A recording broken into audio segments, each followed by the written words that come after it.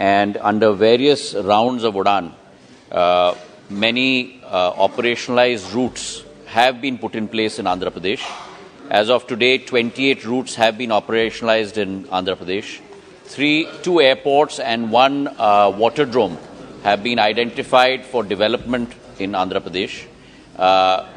Kudappa as well as Paraskaram water barrage is being worked at a cost of roughly about 20 crores, and we will continue to pursue our development of Udan in every state across the country. Honorable Member Supplementary. Sir, is the government aware that poor financial health of many smaller regional carriers, which has been hampering the effectiveness of the scheme, especially since the pandemic hit? What specific steps have been taken to aid these smaller carriers and allow them to sustain themselves and compete with big airlines? So, as I mentioned in our answer earlier this week on RCS Udan, this is a very important scheme from the point of view. The member has raised a very pertinent question. We have tremendous international to domestic connectivity in our country. We have tremendous connectivity from Tier 1 cities to Tier 1 or Tier 2 cities. But what really needs to be strengthened is last mile connectivity in our country. That last mile connectivity in our country from Tier 3 to Tier 3 cities is being focused at within Udan. Within Udan, we are generally looking under a new part of the scheme that we have introduced in the last year, a sub-scheme called the Small Aircraft Scheme, where we look at only sub-20-seater aircraft to provide last-mile connectivity, both in terms of turboprop, jet, as well as helicopters. And I'm pleased to report to the House through you, sir, that in the last round of Udan 4.2, 132 routes have been awarded, of which the major sector, 16 are helicopter routes and almost 50 are seaplane routes. So our government is concentrating on last mile connectivity to make sure that the democratization of civil aviation does truly take place in the country. Santosh Shri B Chandrashekhar. Santosh ji है sir. पहले listed नाम जो question में B Chandrashekhar ji का. B Chandrashekhar no. Santosh Singh Chaudhary. धन्यवाद sir. मैं माननीय मंत्री जी से पूछना चाहता हूं कि मेरे संसदीय क्षेत्र आदमपुर एयरपोर्ट से कोविड के दौरान जो फ्लाइट्स हैं वो बंद हो गई थी. स्पाइस जेट की फ्लाइटें चलती थी दिल्ली आदमपुर, दिल्ली आदमपुर, जयपुर, बॉम्बे. तो डेढ़ साल हो गया वो बंद हो गई हैं. और ये दुआबे का बहुत इम्पोर्टेंट एयरपोर्ट है और इसका नया टर्मिनल भी बन गया, ऑलमोस्ट तैयार हो गया है. तो मैं यही पूछना चाहता हूं कि ये कब शुरू हो जाएंगी, क्योंकि लोगों को बहुत भारी इनकन्वीनियंस हो रही है. दुआबा जो जलंधर है ये इंडस्ट्री सेंटर है, ये बहुत लोग वहाँ से NRI हैं, तो डेली यहाँ दिल्ली बॉम्बे आते हैं. तो काइंडली ये बताइए कि कब ये आप शुरू करेंगे. सर, नागर विमानन क्षेत्र एक डीरेगुलेटेड सेक्टर हो चुका है. इस डीरेगुलेटेड वातावरण में भी हमारी कोशिश है कि देश के कोने कोने तक नागर विमानन क्षेत्र से हम लोग कनेक्टिविटी दे पाएं. इसलिए उड़ान योजना एक बहुत महत्वाकांक्षी योजना है उसकी पूर्ति करने के लिए. पिछले 6 वर्षों में 453 रूट्स हम लोग ने संचालित किए हैं. 70 एयरपोर्ट जो नागर विमानन के नक्शे से मिटाए गए थे देश में, उन्हें हम लोग ने दोबारा स्थापित किया है. और जहां तक सांसद महोदय ने आदमपुर की बात की, हमारी प्राथमिकता भी है, पर वहां 3 रूट्स चलती थीं, आदमपुर दिल्ली और आदमपुर जयपुर. ये दोनों को भी हम लोग ने उड़ान योजना के अंतर्गत चलाया था, लेकिन 3 साल की अवधि होती है वायबिलिटी गैप फंडिंग देने की, वो अवधि समाप्त हो गई है. अगले राउंड ऑफ बिडिंग में हम लोग एयरलाइन से भी हम लोग बात करेंगे और उनकी रुचि होगी तो इसको हम लोग ले जाने की कोशिश करेंगे. Honourable member Kirti Vardhan Singh. So, under the able leadership of our Honorable Prime Minister, all sectors of the country are taking remarkable strides on the path of progress, and the aviation sector is no exception. So it has been long bogged down by archaic rules and was neglected. But in acknowledgement of the rapidly rising middle class, a slew of reforms are taking the sector to new heights in terms of connectivity, infrastructure modernization, and fleet enhancement. So also the new policy on the annual regarding aerosports activities, this will further infuse the sector with new energy and the spirit of adventure. So in keeping with this growing demand for air travel and the increasing aerosports activities in our country, I would like to know through you from the Honourable Minister, sir, that is the government considering further streamlining the process of granting permits for the operation of small commercial aircraft and other ultralight machines such as ultralight aircraft from privately owned airfields, as is in the case of helicopter operations today? Thank you, sir. Sir, this question is on RCS and on Andhra Pradesh in particular, but let me respond to the Honourable Member. He has raised a very valid new area of demand and growth for the country. Aerosports has a tremendous future and a tremendous potential in our country. In the West, where aerosports is extremely prevalent, in the winter season we can bring all of those aerosports to India because of the weather pattern as well in India. We have set up a aerosports organization which will be then decentralized into different state units, and we have mandated in terms of permissions and in terms of approvals. Each of those state units, along with the central unit, will certainly look at an easing of process so we can proliferate this across the length and breadth of our country. Shri Hasnain Masoodi ji. बहुत शुक्रिया जनाब।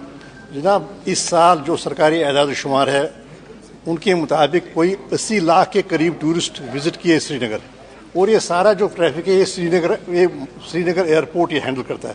और बस की बात नहीं है क्योंकि इंफ्रास्ट्रक्चर नहीं है, मैन पावर नहीं है, 110 फ्लाइट्स आती हैं दिन में। तो मैं गुजारिश करूँगा क्या ये कंसिडर किया जाए कि अवंतीपुरा की जो एयर स्ट्रिप है जो ऑपरेशनल है और इसमें कोई खर्चा भी नहीं आएगा, उसको ऑपरेशनल बनाया जाए या डिजिग्नेट किया जाए टर्मिनल 3, ताकि साउथ कश्मीर का अमरनाथ यात्रा और पहलगाम के एरियाज जो हैं वो कवर हो जाए और श्रीनगर के एयरपोर्ट पर बोझ कम हो जाए। मंत्री जी, कश्मीर में माहौल अच्छा हो गया, इतनी फ्लाइट जाती है। सर, हमारी सरकार की जो प्रतिबद्धता है और जो वातावरण हमने जम्मू और कश्मीर में निर्मित किया है, उसके आधार पर केवल आर्थिक प्रगति और विकास नहीं, राष्ट्र स्तर पर पर्यटन जम्मू कश्मीर में एक नया ऐतिहासिक मोड़ पर आया है और अंतर्राष्ट्रीय पर्यटन भी आज जम्मू एंड कश्मीर में स्थापित हो चुका है। तो सालों और दशकों बाद एक अमन चैन का माहौल और एक आर्थिक विकास और प्रगति का माहौल आज जम्मू कश्मीर में प्रधानमंत्री नरेंद्र मोदी जी के और गृह मंत्री के नेतृत्व में आज स्थापित हो चुका है। और इसका स्वयं वर्णन हमारे सांसद महोदय ने अपने एक प्रश्न में किया। मैं उनको धन्यवाद और साधुवाद देना चाहता हूं। एक नया ऐतिहासिक रिकॉर्ड पर्यटकों का श्रीनगर में आयोजित हो चुका है।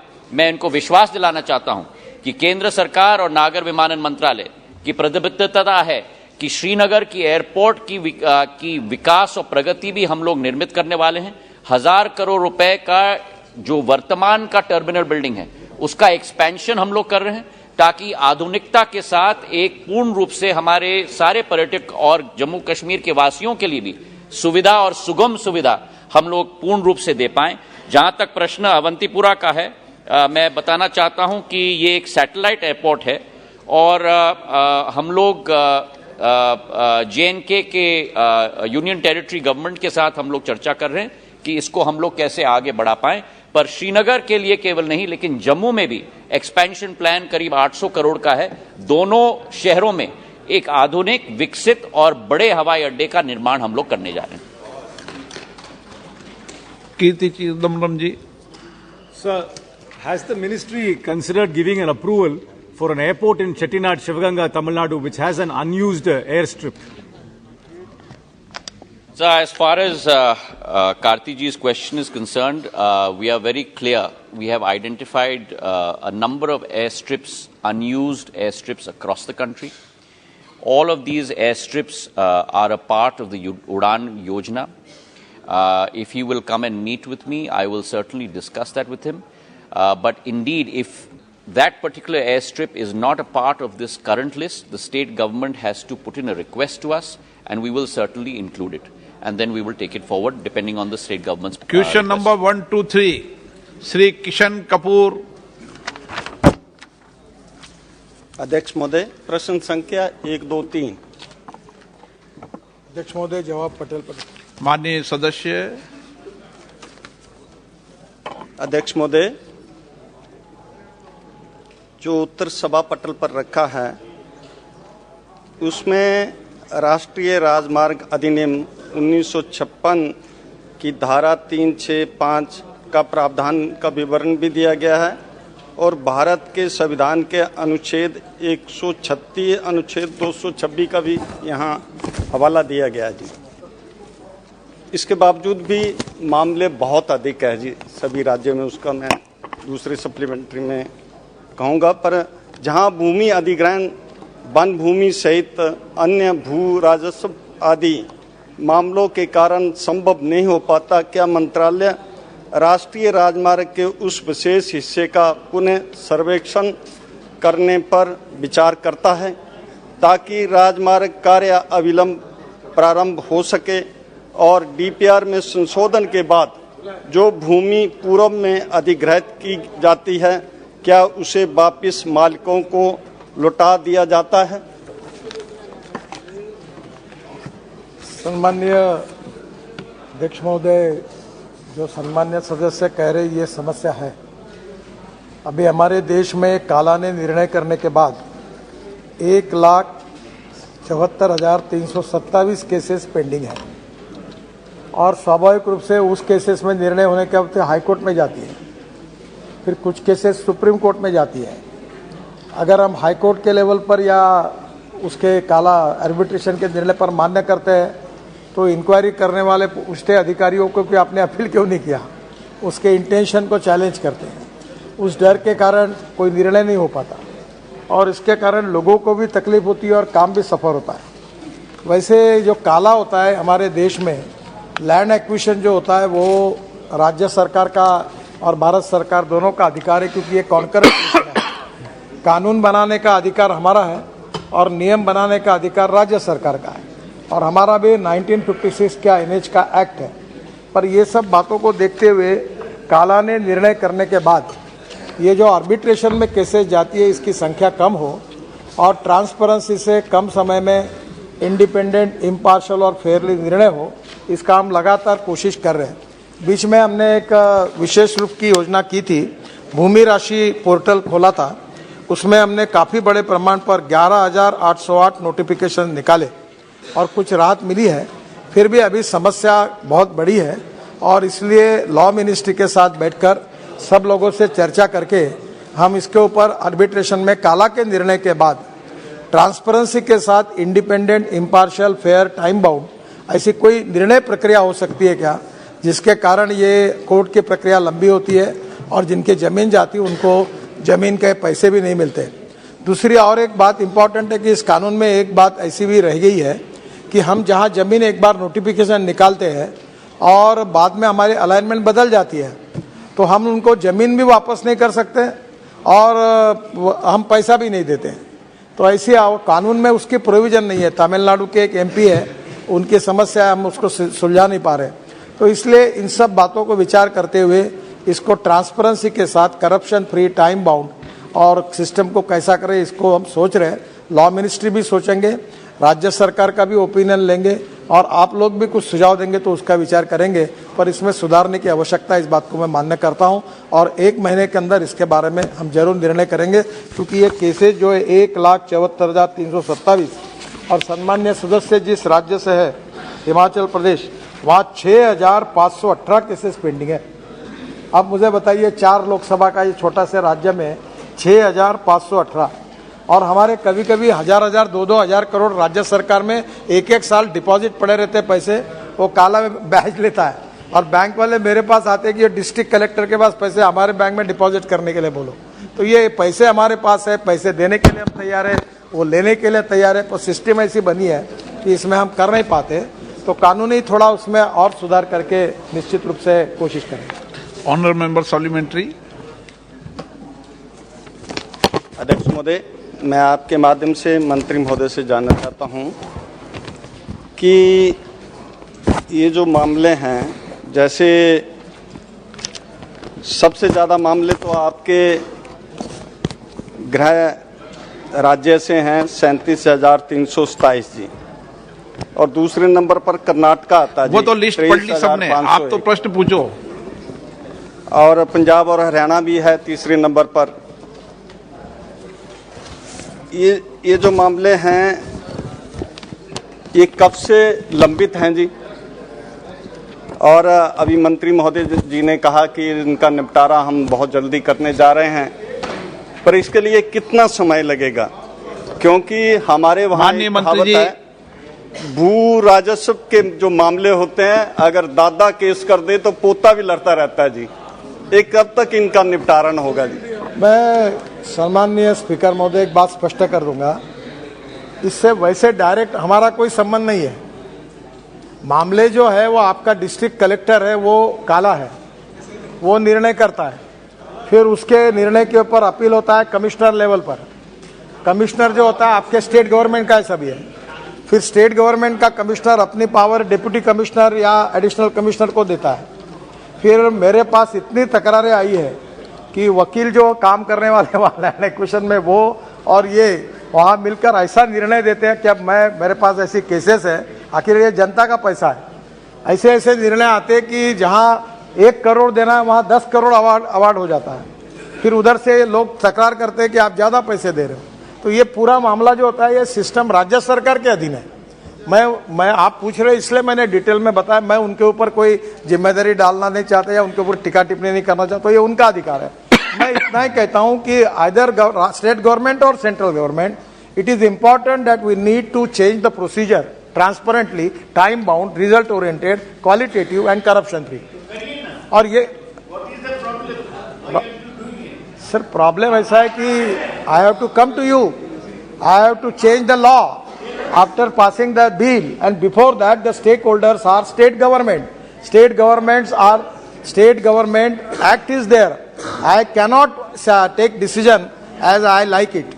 I need to take the advice from the judiciary, from the high court, from the district collector, from the state administration, and after that I need to make that law, and that is to be a complicated procedure. It is already in the concurrent list. The state list where state is supposed to make the law, the central list, the central government is supposed to make the law, and the concurrent list, both are the stakeholders, and this is in concurrent list, and that is the problem that we need to concern with all the stakeholders and find out the option on it. We are in the process. I will try my level best that to make it as early as possible to make it this law for the country. माननीय सदस्य श्रीमती बंगा Gita Viswanathan. Thank you so much, sir. To Chairman, sir. Sir, I convey my thanks on behalf of Kakinada parliamentary people to Honorable Minister for sanction of 516F new NH to Kakinada, sir. Thank you so much, sir. And I would like to know from the Honorable Minister, according to answer, thousands of cases are pending with regarding NH, sir. Sir, in my constituency, Komargiri village is there, sir, in Pittapuram constituency. Sir, surrounding areas are getting, farmers are getting 51 lakhs. But this area is in only 27 lakhs. In these days, day by day, land acquisition cost is rising, sir, land cost. Please do with humanitarian grounds according to your level. And I would like to suggest one issue, sir. Regarding arbitration, the collector is saying with arbitration only 30% is there, sir. I know you already said in the answer. Sir, collector is there any, माननीय मंत्री जी, sir, is there any team for raising arbitration amount from 30% to 60%? Honorable member, please. Thank you, sir. सम्माननीय speaker महोदय, आपको भी शायद ये पता होगा, आजकल लोग मेरे पास हमारी लैंड रोड में लो मत, अलाइनमेंट बदलो, इसके लिए कोई नहीं आता। मैं हमारी लैंड लो और एमपी साहब आते इधर नहीं, इधर से लाओ, इधर से लेके जाओ। इसका मतलब यह है कि बाजार भाव से भी अच्छी प्राइस मिल रही है, 4 गुना। लोग खुश है। प्रॉब्लम यह है कि कुछ जगह पर लैंड जो होती है ये इसका जो लैंड यूज होता है वो एग्रीकल्चर है कि अर्बन है। तो इंडस्ट्री एखादी खड़ी होती है, वो पावर मीटर लेता है, वो बोलता है मेरी लैंड इंडस्ट्रियल है, और गवर्नमेंट रिकॉर्ड कहता है ये एग्रीकल्चर है। तो एग्रीकल्चर का रेट अलग है, इंडस्ट्री का अलग है, अर्बन का अलग है, फिर उसके डिस्प्यूट होते हैं। ये इसी प्रकार के इशू है। तो मैं आपको एक ही बताऊंगा कि इसमें कॉम्प्लिकेशंस है, इसमें जल्दी निर्णय नहीं होता है, रेट ज़्यादा है। और मैडम आपको बताओ, उत्तराखंड में हमने निर्णय किए और ज़्यादा भाव दिए तो हमारे अधिकारियों की फिर इंक्वायरी होकर राज्य सरकार ने रिकमेंड करके सरकार बदल गई। तो हमारे अधिकारियों की इंक्वायरी जब सीबीआई में, तो उनको पूछा गया कि आपने क्यों कोर्ट में अपील नहीं किया, आप चुप क्यों रहे। तो अधिकारी को अब सुप्रीम कोर्ट तक जाना है, वो बोलते निर्णय कैसे करें। तो सब बाजू से थोड़े बहुत समस्या है, पर पब्लिक इंटरेस्ट में और आपकी भावना को लेकर 1 महीने के अंदर इसके ऊपर पूरा सोचकर सब स्टेक होल्डर से बात करके हम कोई सोल्यूशन लेकर आएंगे और इस प्रॉब्लम को सुलझाएंगे।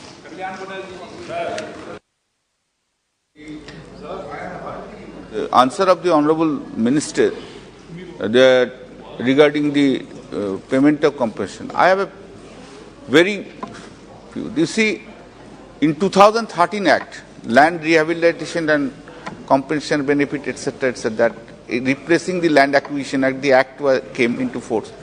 Then the Act was amended when you have come into the power. Now there the compensation principles have been laid down. That's the compensation benefit has been given in the land acquisition cases. Why you are not extending that benefits which have been given in the land acquisition, land in 2013 Act, in the National Highways Act? If that principles have been laid down, then the problem will be resolved. Regarding the determination of the compensation amount is concerned, that's the point.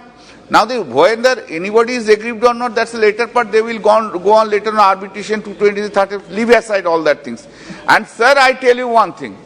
The most important questions in India is now in every compensation matter, any benefit is given, either state government or central government, they are without giving this compensation benefit to the land losers. Okay. They are more willing to go to the High Court and Supreme Court, reduce the litigations, give the benefits to them. Sir, that's my suggestions. Although it's in the form of questions I have raised it, but this is a suggestion to you. Sir, ये अध्यक्ष महोदय 2013 में ये land acquisition bill का मैंने ही पेश किया था पार्लियामेंट में। मुंडे नहीं 2015 में गोपीनाथ मुंडे जी ग्रामीण विकास के मंत्री थे और उनका एक्सीडेंट हो गया था। बाद में टेम्पररी मैं उस खाते का डिपार्टमेंट का मंत्री था और ये बिल अरुण जेटली जी मैं उस समय हमने बैठकर तैयार किया था। पर आपको एक बात बता दूं, आप कह रहे हो वो भावना बिल्कुल सही है। प्रॉब्लम यह है कि जब हम कॉम्पेंसेशन को एक्सेप्ट करते हैं तो इंक्वायरी में यह मामला आता है कि तुमने क्यों एक्सेप्ट किया, तुमने अपील क्यों किया, तुम ज्यादा पैसा क्यों किया, इंटेंशन चैलेंज होता है। अभी ऐसी विचित्र स्थिति हो गई है कि कानून बनाने का अधिकार भारत सरकार को है और रूल्स बनाने का अधिकार राज्य सरकार को है, और इसलिए हमको राज्य सरकार पूरा एडमिनिस्ट्रेशन इसमें काम करती है। राज्य सरकार, हम केवल पैसे यहां से लेके बैंक में डिपॉजिट करते हैं, कलेक्टर उनका, काला उनका, कमिश्नर उनका, वही सिस्टम में हमको काम करना पड़ता है। मैं ये आपकी बात से सहमत हूं कि एक तरफ कॉम्पेंसेशन के रेट काफी रिजनेबली बढ़ गए हैं। अभी वो तकरार नहीं रही है कि हम किसी के ऊपर अन्याय कर रहे हैं। मैं आपको एक बात बताऊं, आखिर आपको दोनों बातों से सोचना पड़ेगा। केरल के एमपी यहां बैठे, अभी मैं केरल में जा रहा हूं, अभी हम एक हाईवे बना रहे केरल में, 1 किलोमीटर की खर्चा कितना है, 100 करोड़ रुपए पर किलोमीटर। केरल में केरल के मुख्यमंत्री जी ने पहले मुझे मान्य किया कि 50% 25% लैंड का पैसा मैं दूंगा। फिर उन्होंने अभी पत्र लिखा कि मैंने मान्य किया था पर I am not in position, मैं नहीं दे सकता। फिर मैंने उनको कहा कि आपका मटेरियल जो है रॉयल्टी फ्री करो, जो स्टेट का जीएसटी उतना एग्जाम करो और सरकारी लैंड दे दो, ऐसा करके मैं कॉम्प्रोमाइज करके मार्ग निकालूंगा। Cost is coming 100 crore rupees पर किलोमीटर। आप मुझे बताइए कि देश में पूरा आप ही सब लोग प्रमुख है, पार्लियामेंट सार्वभौम है, अगर हमको रोड भी बनाने हैं तो क्या 100 करोड़ रुपए कर किलोमीटर आएगा, तो कहां से बना पाएंगे। और इसलिए मेरा आपसे यही कहना है कि बिटवीन द लाइन हमें बराबर मार्ग निकालना पड़ेगा, जो टाइम बाउंड होगा, करप्शन फ्री होगा, किसी का स्टेक होल्डर का नुकसान नहीं होगा। मैं आपकी भावना से सहमत हूं और अच्छे इंटेंशन से काम करने के बाद अधिकारी भी अड़चन में नहीं आए। तो मुझे लगता है we will find out the way out and you give me the suggestions, I am open for that, and after that by taking suggestions from all the stakeholders we will finalize the thing and we will come to the parliament and we will tell you.